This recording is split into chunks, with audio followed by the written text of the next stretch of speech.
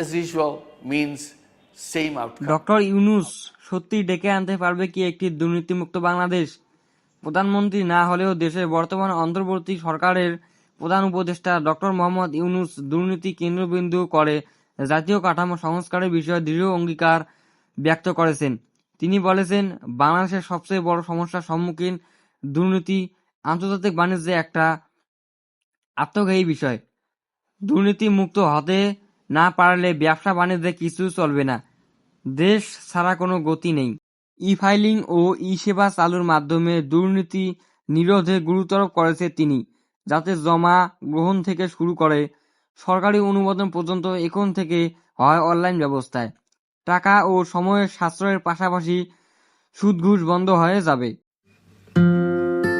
উল্লেখ্য, প্রধানমন্ত্রী হওয়ার আগে প্রতিষ্ঠানতন্ত্রের গণতান্ত্রিক সংস্কারের জন্য 11টি বিভাগীয় কমিশন গঠন করা হয়েছিল।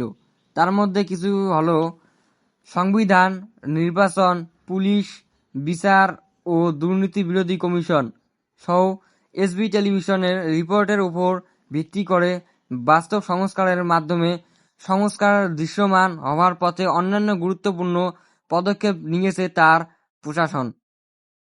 তবে চ্যালেঞ্জও কম নয়। অভিজ্ঞতার ভিত্তিতে গণমাধ্যম ও রাজনৈতিক বিশ্লেষকরা বলেছেন, দীর্ঘদিন ধরে গেঁথে থাকা স্বার্থ, প্রশাসনিক জটিলতা ও রাজনৈতিক বা ঘুষ সংস্কৃতি সংস্কার একক সরকারের অধীনে করতে হলে সময় ও অবিচল নীতির প্রয়োজন।